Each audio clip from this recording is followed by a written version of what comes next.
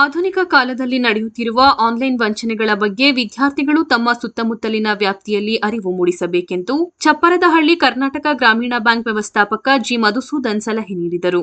ಬೆಟ್ಟದಪುರ ಸಮೀಪದ ಚಪ್ಪರದಹಳ್ಳಿ ಗ್ರಾಮದಲ್ಲಿ SMS PU ಕಾಲೇಜಿನ ಎನ್ಎಸ್ಎಸ್ ಘಟಕದಿಂದ ಬುಧವಾರ ಆಯೋಜಿಸಿದ್ದ ಉಪನ್ಯಾಸ ಕಾರ್ಯಕ್ರಮದಲ್ಲಿ ಮಾತನಾಡಿದ ಅವರು, ಫೇಸ್ಬುಕ್, ವಾಟ್ಸ್ಆಪ್ ಸೇರಿದಂತೆ ಸಾಮಾಜಿಕ ಜಾಲತಾಣಗಳ ಮೂಲಕ ಮೊಬೈಲ್ಗೆ ಬರುವ ಎಪಿಕೆ ಫೈಲ್ಗಳನ್ನು ನಾವು ತಿಳಿಯದೆ ಇನ್ಸ್ಟಾಲ್ ಮಾಡಿದರೆ ಸೈಬರ್ ಕಳ್ಳರು ನಮ್ಮ ಬ್ಯಾಂಕ್ ಖಾತೆಗೆ ಕನ್ನ ಹಾಕುವುದರ ಜೊತೆಗೆ ಮೊಬೈಲ್ನಲ್ಲಿರುವಂತಹ ವೈಯಕ್ತಿಕ ಮಾಹಿತಿಗಳನ್ನು ಕದಿಯುತ್ತಾರೆ. ಹಾಗಾಗಿ ಇಂತಹ ಆನ್ಲೈನ್ ವಂಚನೆಗಳ ಬಗ್ಗೆ ತಿಳಿದುಕೊಂಡು ನಮ್ಮ ಸುತ್ತಮುತ್ತಲಿನ ವ್ಯಾಪ್ತಿಯ ಜನರಲ್ಲಿ ಜಾಗೃತಿ ಮೂಡಿಸುವುದು ಕೂಡ ಒಂದು ಕರ್ತವ್ಯ ಎಂದರು. ಗ್ರಾಮೀಣ ಪ್ರದೇಶದ ಜನತೆಗೆ ಅನುಕೂಲವಾಗುವ ನಿಟ್ಟಿನಲ್ಲಿ ಗ್ರಾಮೀಣ ಬ್ಯಾಂಕುಗಳು ಕಾರ್ಯನಿರ್ವಹಿಸುತ್ತಿವೆ.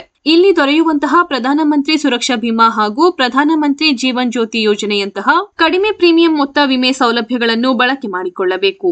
ಇದೇ ರೀತಿ ಬ್ಯಾಂಕ್ನಿಂದ ಸಿಗುವ ಸವಲತ್ತುಗಳ ಬಗ್ಗೆ ವಿದ್ಯಾವಂತರಾಗಿರುವ ಮಕ್ಕಳು ಹಿರಿಯರಿಗೆ ಜನತೆಗೆ ಮಾಹಿತಿ ನೀಡುವ ಮೂಲಕ ತಿಳಿ ಹೇಳಬೇಕೆಂದು ತಿಳಿಸಿದರು.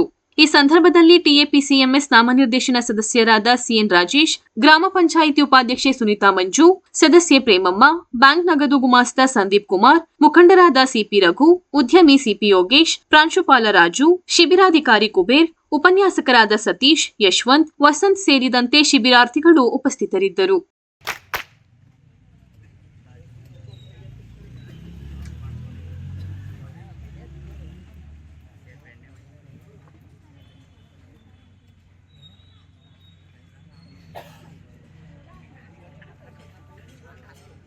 ಟ್ಯಾಟೂಗಳೇ ಇರ್ತವೆ, ಅವನು ಒಂದು ಟ್ಯಾಟೂಗಳನ್ನ ಹಾಕ್ಸ್ಕೊತಿದ್ದಿಲ್ಲ.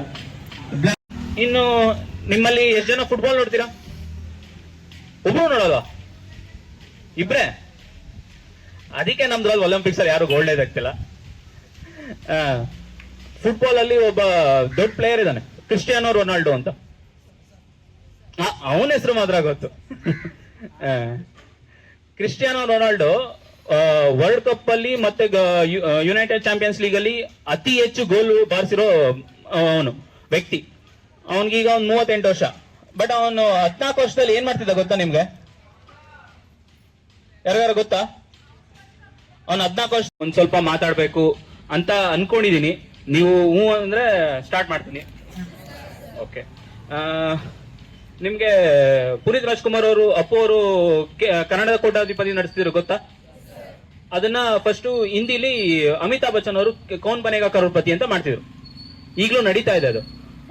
ಅದರಲ್ಲಿ ಈ ವರ್ಷದಲ್ಲಿ ಒಬ್ರು ಕಂಟೆಸ್ಟೆಂಟ್ ಬರ್ತಾರೆ. ಅವ್ರ ಹೆಸರು ನರೇಶಿ ಮೀನಾ ಅಂತ.